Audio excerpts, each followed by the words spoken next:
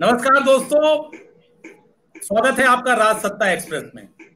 शाहीन बाग, शाहीन बाग ये नाम लेते ही जहन में एक ऐसी तस्वीर उभरती है, एक ऐसे हुजूम की तस्वीर उभरती है जो सीएए और एनआरसी के मुद्दे पर तो कम से कम किसी कीमत पर समझौता नहीं कर सकता।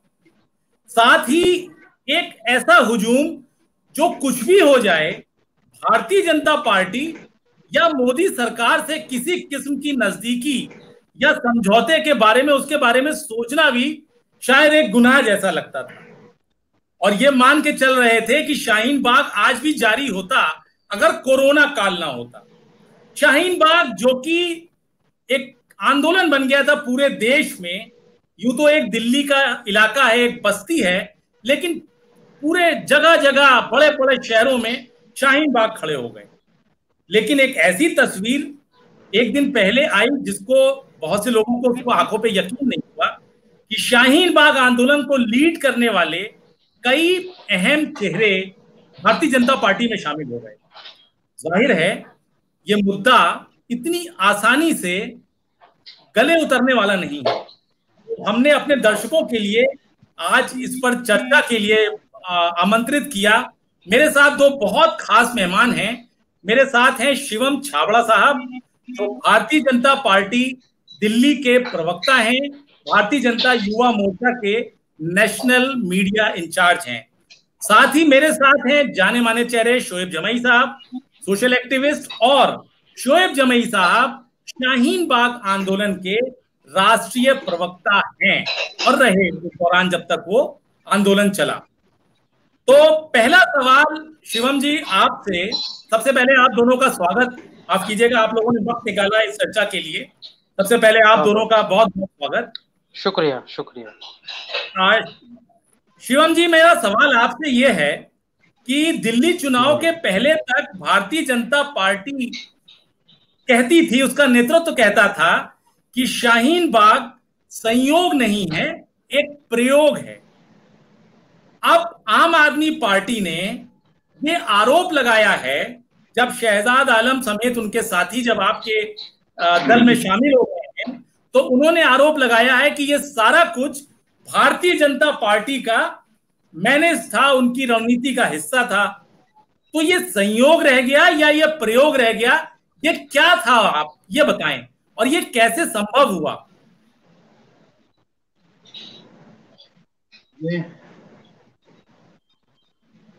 पंकज भाई, दुर्भाग्यपूर्ण चीज ये है कि एक सामाजिक आंदोलन जब राजनीतिक रूप लेता है तो शाहीन बाग बन जाता है।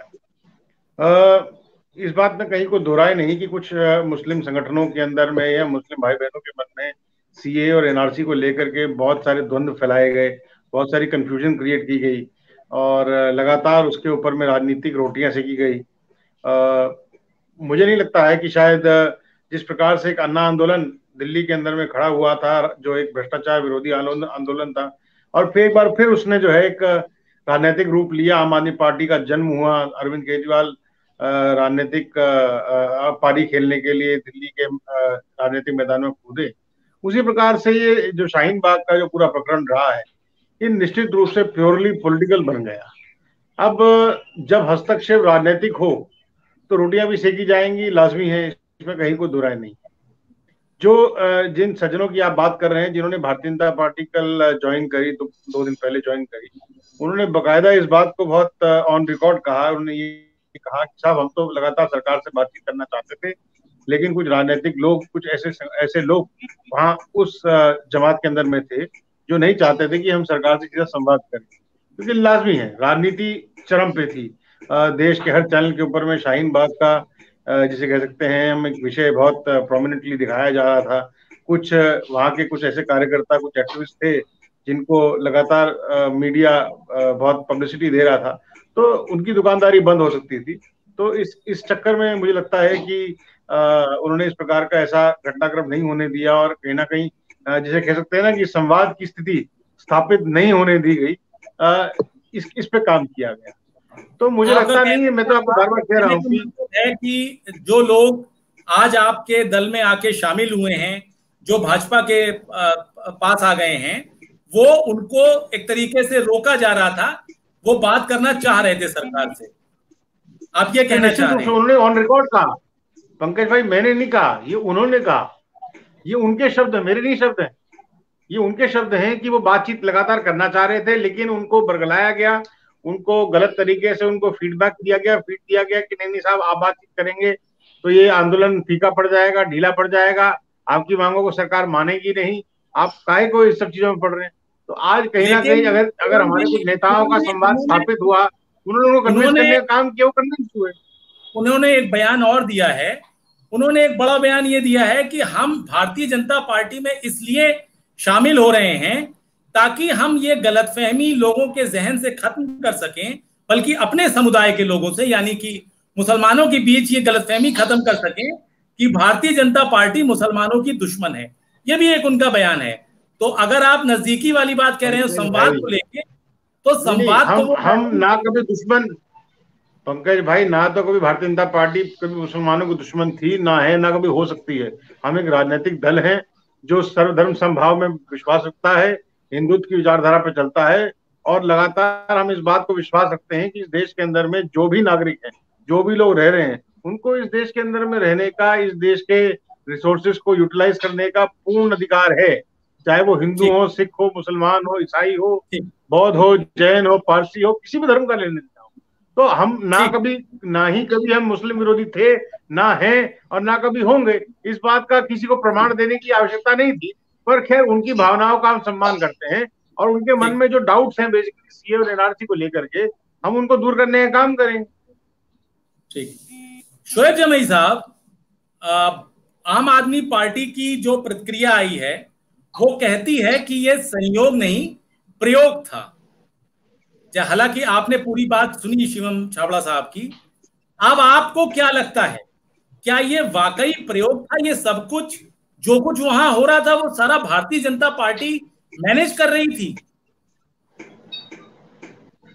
नहीं, देखिए, मैं तो आंदोलन के वक्त में भी हमने कहा था कि ना ये आम आदमी पार्टी का आंदोलन है, ना बीजेपी का है, और ना ही कांग्रेस का है, ना आरजेडी का है।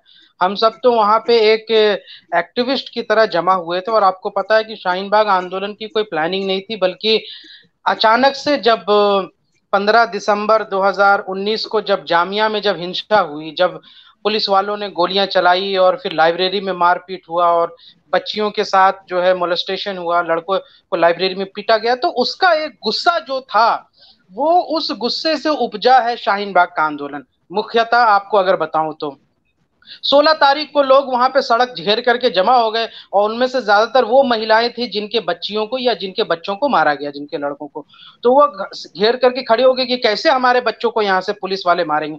तो मुख्यतः वो उससे शुरू हुआ था। धीरे धीरे वो औरतों के दिमाग में ये बातें आने लगी, उस जहन में, क्योंकि हम लोग भी थे, सब वहीं थे, कि भाई यहाँ से जब आंदोलन ही जामिया का जो शुरू हुआ था वो सीए एनआरसी के खिलाफ था, और उसी के बुनियाद पर उनको जुल्म किया गया, सितम किया गया, तो क्यों नहीं हम शाहीन बाग से अपनी बात यहाँ से रखें। हम शाहीन बाग में भी यही बात रखेंगे जो मेरे बच्चों ने रखी। अगर मेरे बच्चे यहाँ से, मेरे बच्चे को डंडा मारती है पुलिस, तो मैं उनकी माँ हूँ, मैं उनकी बहन हूँ, मुझे भी डंडा मार के पुलिस दिखाए, मैं भी वही बात करूंगा जो जामिया में मेरे बच्चे यहाँ। तो ये भावना थी सबसे पहले आंदोलन की। अब मैं आपको बता रहा हूँ कि जिस शख्स को लेकर, हालांकि मैं बहुत ज्यादा उचित नहीं समझता नाम वाम लेने का, जिसके बारे में बीजेपी बहुत खुश हो रही कि जी हमने तो शाहीन बाग के एक्टिविस्ट को अपने पाले में ले लिया, और ये नैरेटिव एएनआई जो कि सरकार की प्रचार तंत्र है, वो कोशिश कर रही है कि ये दिखाएं कि भाई लोगों की नाराजगी अब खत्म हो गई, अब शाहीन बाग वाले कोई सरकार से नाराज नहीं है, सीए एनआरसी पे समझौता हो गया।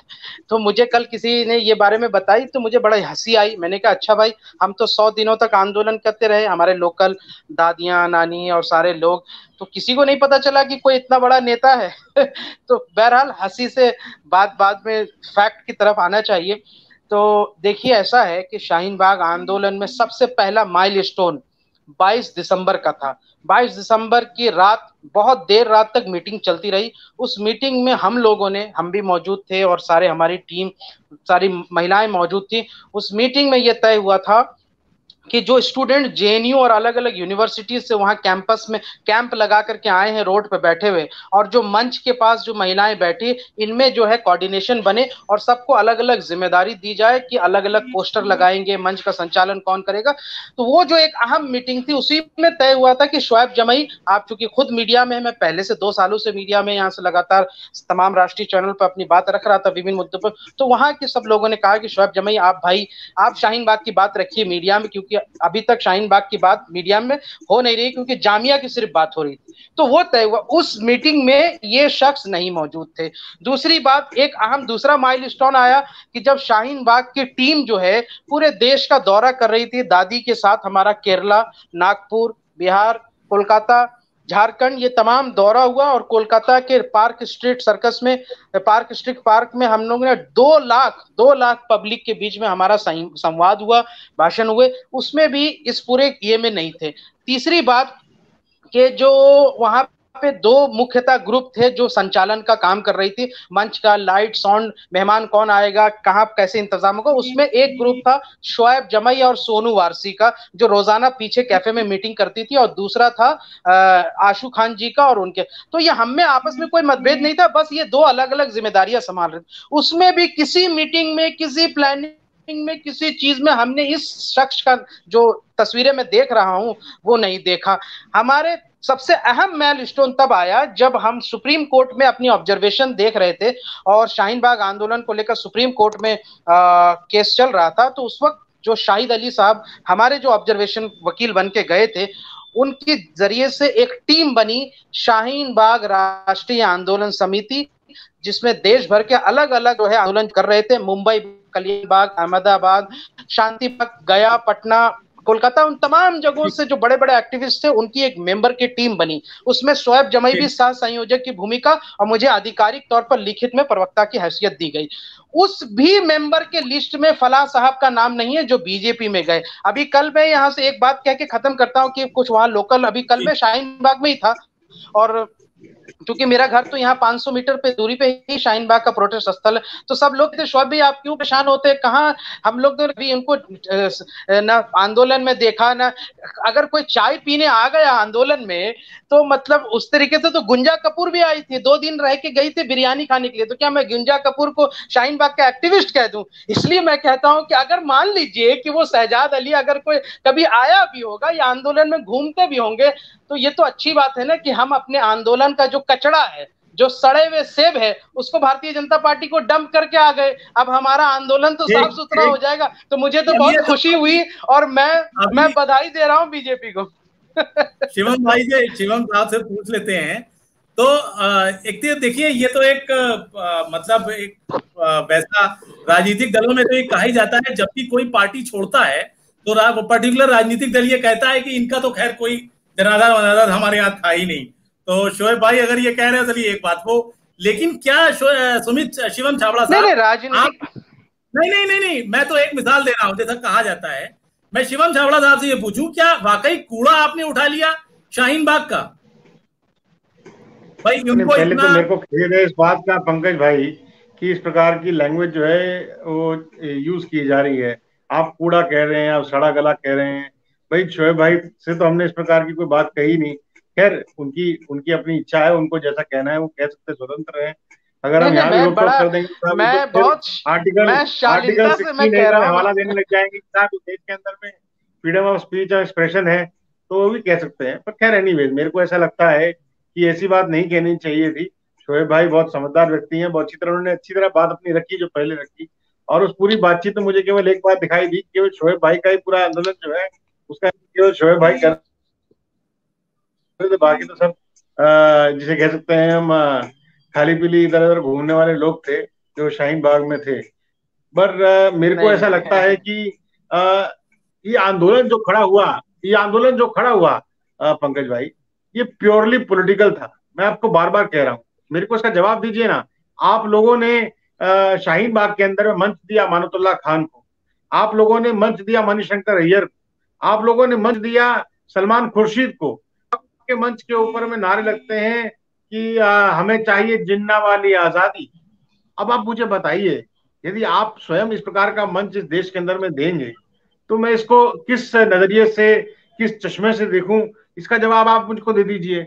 और रही बात जिस विषय को लेकर के अभी शोएब भाई बोल रहे थे कि इनिशियली ये जामिया की हिंसा को लेके हुआ, फिर सब्सिक्वेंटली क्योंकि वो एनआरसी सीए को लेकर के हुआ, मैं पूछना चाहता हूं कि सीएए और एनआरसी, अगर शोएब भाई बहुत ज्ञानी व्यक्ति हैं, इस बात का थोड़ा बखान हमको भी करके बताएं, आपके चैनल के माध्यम से भी लोगों को पता लगना चाहिए कि साहब हिंदुस्तान के अंदर में रह रहे हिंदू, सिख, मुसलमान, ईसाई, पारसी, बौद्ध, जैन, जितनी कम्युनिटीज हैं, जितने धर्म हैं, जितने पंथ हैं, किसी भी पंथ का, किसी भी धर्म का क्या अपमान करते हुए क्या ये कानून आया है?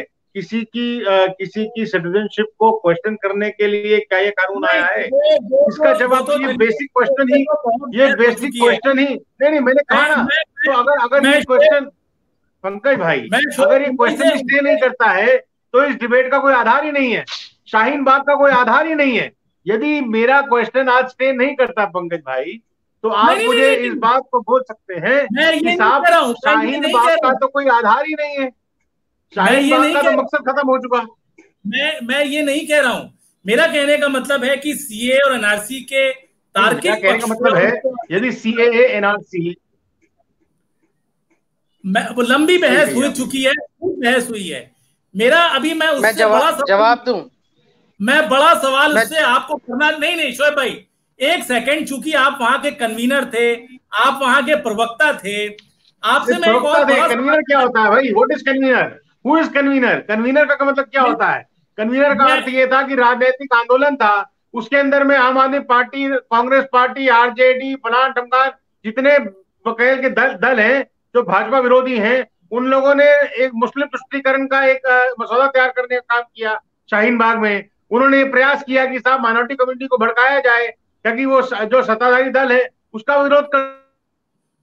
मैं इसी पे जवाब लेता हूं शोएब भाई, धर्म के नाम पे बांटने का काम किया। अब आप मुझे बताइए ना इसको कैसे जस्टिफाई कर सकते हैं अपन?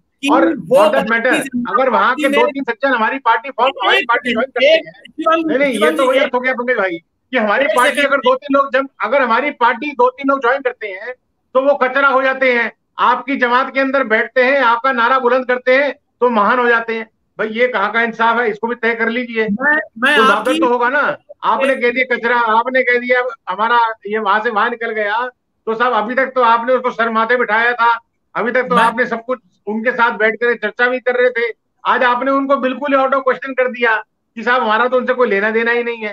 तो ऐसा व्यवहार नहीं होना चाहिए। ठीक है, आपकी प्रोमिनेंस ज्यादा होगी, सर माथे है उस बात को, उसमें कहीं कोई क्वेश्चन नहीं कर रहा। मैं केवल ये कह रहा हूँ उस जमात का अगर हिस्सा वो भी थे तो उसका सम्मान भी वैसा कर देना चाहिए, स्वीकार कर देना चाहिए कि उसकी मानसिकता, उसकी मंशा कहीं चेंज हो गई है, कह देना चाहिए।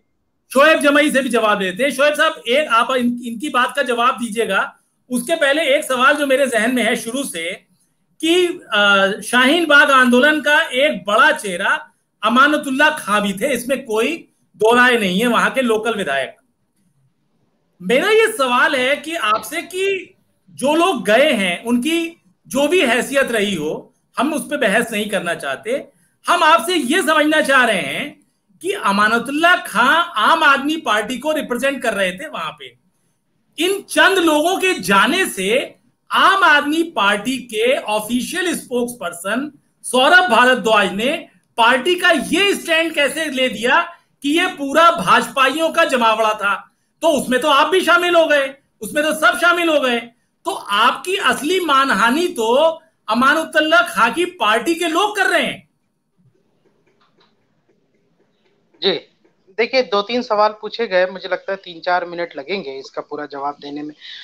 देखिए, मैं जानता हूं कि उस वक्त जो है दिल्ली चुनाव नजदीक आ रही थी, और जाहिर सी बात है कि जब कोई जन आंदोलन शुरू हो जाता है और जिस मंच पर भीड़ जमनी शुरू हो जाती है, कुछ लोग आना शुरू हो जाते हैं, तो हर नेता चाहता है कि हमारे लिए अच्छा मौका है कि मैं वहां जाऊं और लोगों के सामने अपनी बातचीत रखूं, ताकि आने वाले चुनाव के लिए भी जो है फायदा हो।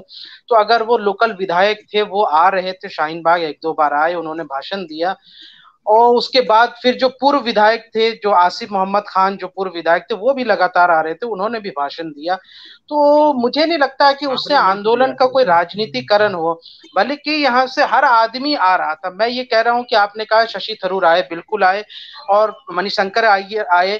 वहां तक कि जो है जब मणिशंकर अय्यर ने वो बात कही और वहां से कंट्रोवर्सी शुरू हुई, तो उसके तीसरे रोज जो है दिग्विजय सिंह आए। दिग्विजय सिंह जब आए तो मैंने विरोध किया, शोएब जमी ने विरोध किया कि दिग्विजय सिंह जी मंच से चढ़ करके भाषण नहीं देंगे, बहुत हो गया, इसको हम पॉलिटिकल मंच नहीं बनने देंगे। कुछ लोग कोशिश कर रहे थे, हर आदमी करता है इधर उधर, लेकिन हमारी क्या मंशा थी ये देखिए, दादियों की, वहां की महिलाओं की। हमने कहा, सबने, महिलाओं ने भी कहा हाँ शोएब जमी ठीक कह रहा। हमने दिग्विजय सिंह जी से कहा विनम्रता पूर्वक, सर प्लीज आप मंच पे जाके भाषण मत दीजिए। दिग्विजय सिंह मंच के नीचे बैठे, जाकर के नीचे बैठ गए और कहे कि मैं भाषण नहीं दूंगा जी, मैं आपके सिर्फ साथ आया हूं। वो बिना भाषण दिए मंच से चले गए। प्रियंका गांधी जी के सेक्रेटरी का फोन आया कि हम, प्रियंका जी आना चाहती, हमने मना कर दिया। ये कांग्रेस के एक नेता हैं जो लखनऊ से चुनाव लड़े थे, महाराज जी, ठीक है ना, उनका बारे में बातचीत आ रही थी, तो उनको भी हमने मना किया कि सर पॉलिटिकल बन जाएगा मत। अब एक मिनट मैं जवाब दे रहा हूं, बस एक मिनट मैं जवाब दे रहा हूं। हाँ, एक जोड़ लीजिए। क्या शाहीन बाग के आंदोलन का फायदा आम आदमी पार्टी को नहीं हुआ चुनाव में? मुस्लिम कंसोलिडेशन, जिस जबरदस्त तरीके से पोलराइजेशन आम आदमी पार्टी के पक्ष में हुआ, क्या उसको फायदा नहीं मिला? और आम आदमी पार्टी का आज ये कह देना कि पूरा का पूरा आंदोलन भाजपा का प्रायोजित था, इस पर भी तो कुछ आप थोड़ा सा बोलें। ये स्टैंड क्या कहता है? देखिए, पहली बात तो कि आम आदमी पार्टी का जो ये स्टैंड है बहुत शर्मनाक है, और ये हमारे ऊपर लांछन और इल्जाम लगा रहे हैं कि हम भाजपा की तरफ से, जबकि आम आदमी पार्टी का दिल्ली दंगों में क्या रोल रहा, केजरीवाल जी किस तरह से खामोश रहे, और दिल्ली दंगे में वहां पे शिव विहार और नाले में और वहां पे खजूरी खास में जो है दंगाई घर के घर और बस्तियों के बस्तियां जलाते रहे, और अरविंद केजरीवाल यहाँ राजघाट पे बैठ करके नौटंकी कर रहे थे। ये तो सबको याद रहेगा। यही अरविंद केजरीवाल जब उसके साउथ दिल्ली के एसडीएम तबलीग वाले केस में फंस रहे थे, जब उन्होंने इजाजत नहीं दी थी निजामुद्दीन मरकज वालों को, तो उन्होंने एफआईआर दर्ज करवा दी मौलाना साद साहब के ऊपर, ताकि उन पे इल्जाम लगे। तो ये तो खाकी चड्डी वाले पहले से भी थे। और मैं आपको बता दूं, अरविंद केजरीवाल कौन है? ये इंडिया फाउंडेशन और विवेकानंदा फाउंडेशन से जुड़े हुए हैं, और विवेकानंदा फाउंडेशन जो है अजीत डोभाल जी उसके यहाँ से बड़े मेंबर रहे हैं। और अजीत डोभाल जी और विवेकानंदा फाउंडेशन का इतिहास उठा करके देख लीजिए, अगर आरएसएस से नाम मिल जाए तो शोएब जमी का नाम बदल दीजिए। तो मैं कहाँ आम आदमी पार्टी की हिमायत कर रहा हूँ। अब एक मिनट में मैं अपनी बात पूरी कर लेता हूँ कि देखिए, हम कंप्लीट कर रहे हैं, बस ये सेगमेंट में है तो इसलिए कंप्लीट कर रहा हूँ। सवाल बहुत पूछे गए थे।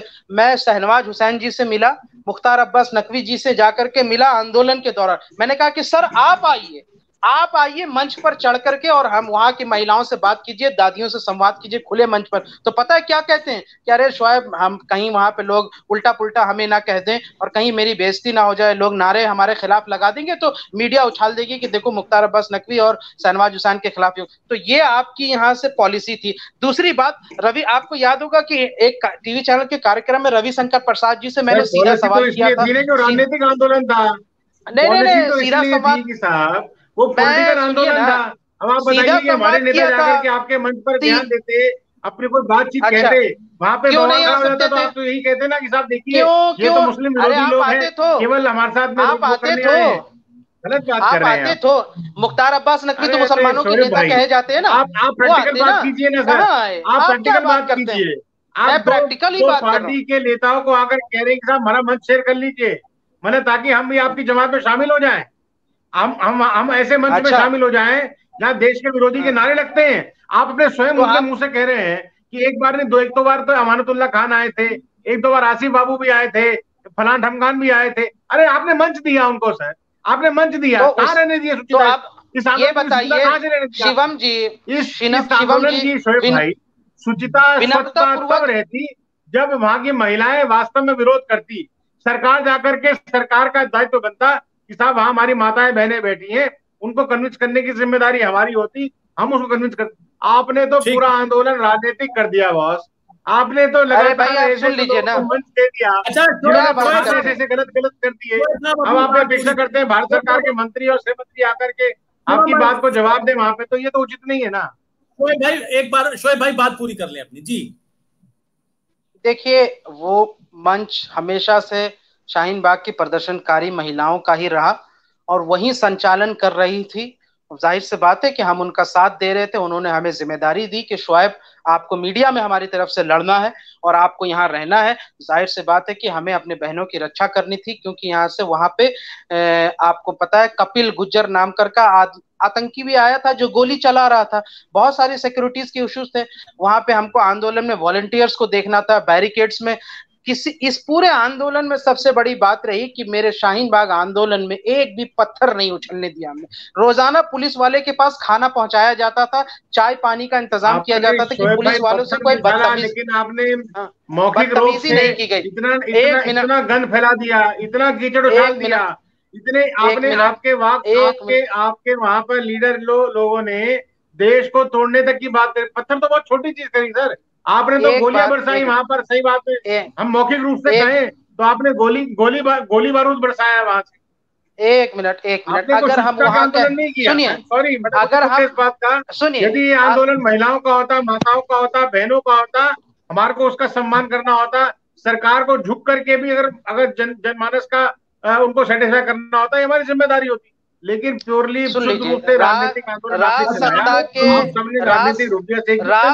के दर्शकों को सुनिए, अरे सुनिए ना, राज सत्ता के, शुक्ला जी एक मिनट बोल दीजिए, मैं इसका जवाब देता हूँ। राज सत्ता के दर्शकों को ये जानना चाहिए कि अगर शाहीन बाग आंदोलन में सुबह की शुरुआत वहां पे पादरी आते, मौलवाना साहब आते, पंडित जी आते और सिख जो हमारे जो पंजाब से आए हुए थे, पूरा सिखों का जत्था, वो सब मिलकर के अपने अपने धर्मों का जो है वो उच्चारण करते, वहां से शुरुआत होती, पूरा दिन भर भाषण होता। अगर पूरी वहां पे इस भाषण में ये बात रखी जाती कि संविधान में आपने जो आर्टिकल, संविधान की जो क्या बोलते हैं 1955 जो सिटीजनशिप एक्ट है, उस एक्ट में बदलाव करके इस जो बिल लेके आए हैं सिटीजनशिप अमेंडमेंट एक्ट, उसके सब section C clause number 2 point number 2 में जो अबेटमेंट का जो क्लाउज रखा है, वो जो है हिंदुस्तान की जो पॉलिसी है, जिसके तहत जो कॉन्स्टिट्यूशन है हमारा, उसमें जो इक्वलिटी है, इक्वलिटी को जो है वो खत्म करता है। तो उसमें कौन सी गलत बात थी? अगर शाहीन बाग सुनिए ना, मैं टेक्निकल जवाब ही दे रहा हूँ, आपके जवाब आ जाएंगे। अगर शाहीन बाग आंदोलन में शाम को हिंदू, मुस्लिम, सिख, ईसाई सब मिलकर के जो है वहां पे नारा लगाते हो एक साथ कि हिंदुस्तान जिंदाबाद, भारत माता की जय भी नारे लगे शाहीन बाग आंदोलन में, मैंने खुद लगाए। उसी शाहीन बाग आंदोलन में रोजाना रात के लीडर है वो, रोजाना शाम को, सुनिए, रोजाना शाम को के लीडर है सर। अरे नहीं सर, वो जो बिंद्रा साहब जो फ्लैट, सुनिए ना, जो बिंद्रा साहब जो यहाँ से, आपको नहीं पता है ना सर, आप नहीं ना है, बिंद्रा साहब जिन्होंने यहाँ से लंगर लगाया, मैं सिर्फ उसकी बात नहीं कर रहा हूँ। पंजाब से दल खालसा का जो सिखों का जत्था आया था, क्या वो MIM सा था? और कश्मीरी पंडित नहीं आए थे हमारे ही मंच पे, शाहीन बाग के मंच पे कश्मीरी पंडित आए थे। कश्मीरी पंडित आकर के कहा कि प्रधानमंत्री जी पाकिस्तान वालों की चिंता कर रहे हैं, लेकिन 30 लाख कश्मीरी पंडित जो है पिछले 30 साल से जो है दर की ठोकरें खा रहे हैं, उनकी फिक्र नहीं करते। ये किसने कहा? कश्मीरी पंडित ने हमारे मंच पर आके कहा। सर, हमारे यहाँ साक्षी मिश्रा नाम की लड़की जो है मंच का संचालन कर रही थी। बहुत बड़ी तादाद में हिंदू भाई हमारे वहाँ स्टूडेंट कैंप किए हुए थे, कश्मीरी पंडितों को रिप्रेजेंट करती हैं क्या? साक्षी मिश्रा क्या शोएब जुलाई जो है पूरी मुस्लिम जमात को रिप्रेजेंट करता है? नहीं, तो साक्षी मिश्रा क्या हिंदू कम्युनिटी से नहीं है? वहां दलित कम्युनिटी के लोग नहीं थे, दलित कम्युनिटी के लोग नहीं थे, हिंदू कम्युनिटी के लोग। तो ये जो आप बार बार कहते हैं कि आंदोलन मुसलमानों का था, मुसलमानों का नहीं था सर, सुनिए ना, ये देश को बचाने का आंदोलन था। मैं कह रहा हूँ इस राजनीतिक, सुनिए ना, ये शाहीन बाग का जो आंदोलन है उसका लाभ शोएब भाई को जरूर मिला है, इसमें कहीं को दो राय नहीं है मुझको।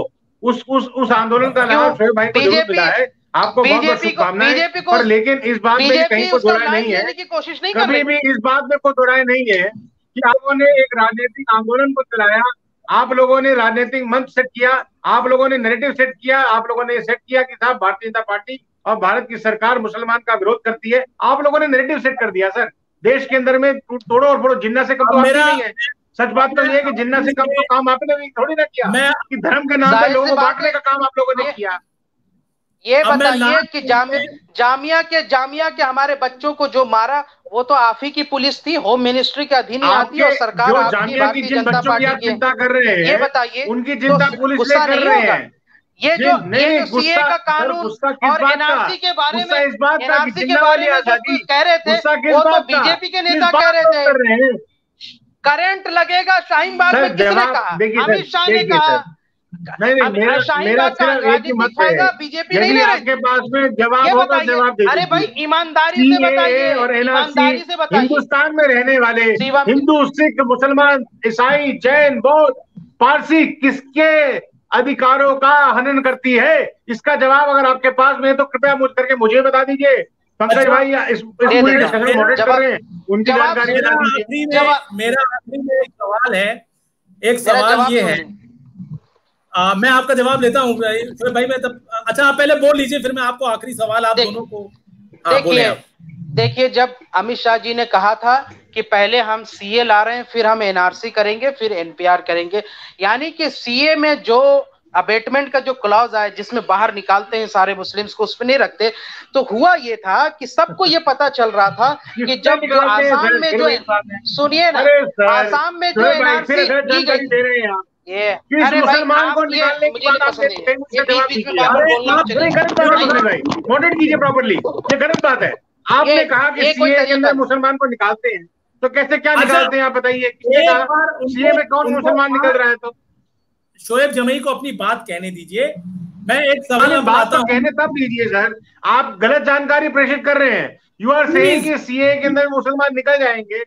कौन से मुसलमान निकल जाएंगे मेरे भाई? Let him speak first. आप उसका जवाब देंगे, आप उसका जवाब देंगे। मेरे को जवाब नहीं देना सर, मुझे जवाब नहीं देना है। गलत जानकारी प्रेषित करे तो रोकूंगा। अच्छा ठीक है, तो अब मैं सवाल करता हूँ। पंकज शुक्ला जी मुझे माफ कर दीजिए, मैं सॉरी, मैं ऐसे डिबेट नहीं कर सकता। Thank you. नहीं शोएब भाई, एक सवाल ये कि अब हम अगर इन सब बातों से अलग हटके अब हम आ जाते हैं आज के परिदृश्य पे। जो भी ये लोग शामिल हुए हैं उससे जो परसेप्शन बन रहा है और जो एक माहौल बन रहा है और जिस तरीके की चर्चा है वो ये है कि शाहीन बाग आंदोलन के जो लीड कर रहे थे, जो लीडर्स थे, वो आज भारतीय जनता पार्टी में शामिल हो गए। मेरा सवाल, मैं फॉरवर्ड लुकिंग सवाल कर रहा हूं। शाहीन बाग का आंदोलन का अब भविष्य क्या है शोएब जमई, ये बताइए। क्योंकि जो लोग शामिल हुए हैं उन्होंने कहा है कि जो लोग, शायद वो प्राचा साहब जो एडवोकेट हैं, उनके नाम लेके उनके बारे में बोला है अमर उजाला से उन्होंने, कि जिन लोगों के साथ 4 लोग नहीं हैं वो अब क्या आंदोलन करेंगे। तो वो एक तरीके से उन्होंने ये कहा है कि हम ही लोग लीड कर रहे थे। अब आप कहेंगे कि उनकी कोई हैसियत नहीं है, मैं उस पर नहीं जाऊंगा। अब क्या शाहीन बाग जिंदा होगा दोबारा? चलिए संक्षिप्त में जवाब देता हूं। सबसे पहली बात तो भारतीय जनता पार्टी शाहीन बाग को जितना बुरा कह रही है, और शिवम छाबड़ा जी अभी जिस तरीके से ऐतराज कर रहे थे और शाहीन बाग को उल्टा पुल्टा कह रहे थे, अगर इतना ही बुरा शाहीन बाग है, इतना ही देशद्रोही शाहीन बाग के आंदोलनकारी और सब कुछ है, तो क्यों आपने शाहीन बाग के किसी प्रदर्शनकारी को अपने पार्टी में शामिल कर लिया? अभी क्या मतलब आप ऐसे देशद्रोहियों को यहाँ से अपनी पार्टी में शामिल करते हैं? शुक्र है कि सर आपने स्वीकार कर लिया कि वो आपके सहयोगी था। शुक्र है कि आपने स्वीकार तो कर लिया कि शोएब भाई आपका सहयोगी था वो। Please let him complete, let him. हाँ नहीं बिल्कुल। दूसरी बात, आपने कहा कि यहाँ से देखिए, अगर प्रदर्शनकारी वहां 50,000 थे, 5 लाख लोग 26 जनवरी पे आए थे, जो आए थे सब प्रदर्शनकारी। मैं मानता हूं जन आंदोलन है प्रदर्शनकारी, उसमें से एक क्या 50 भी अगर भारतीय जनता पार्टी में शामिल हो जाए तो मैं आपको बताता हूं, शाहीन बाग राष्ट्रीय आंदोलन समिति, जिसका मैं स्व संयोजक भी हूं और हमारी पूरी दादियां उसमें तमाम महिलाएं जो कोर जो मौजूद है, उसका ये निर्णय है। और हमने उस वक्त भी कहा था कि शाहीन बाग सिर्फ कोरोना और कोविड को लेकर अस्थायी तौर पर स्थगित की गई है। शाहीन बाग आंदोलन कभी खत्म नहीं हुआ। धरना प्रदर्शन थोड़ी दिन के लिए खत्म हुआ है। दोबारा सीए एनआरसी को लेकर जब बात आएगी तो हम फिर प्रदर्शन करने के लिए तैयार हो जाएंगे। दूसरी बात कि आप अभी परसों ही मैं दिल्ली के उस जगह पे गया था जहां पे हिंदू पाकिस्तानी शरणार्थियों का कैंप है, उससे पहले भी एक बार गया था। 9 महीने हो गए सीए को पारित हुए, अब तक पार्लियामेंट्री कमीशन में वो यहां से आगे नहीं बढ़ा है। और उन शरणार्थियों को, मैं तो वो स्थिति देख के आया, उन शरणार्थियों के पास नागरिकता तो छोड़िए, उनके कैंप में बिजली, पानी और सही से टॉयलेट की व्यवस्था नहीं है। किनकी? जो पाकिस्तानी हिंदू शरणार्थी वहां पे मौजूद।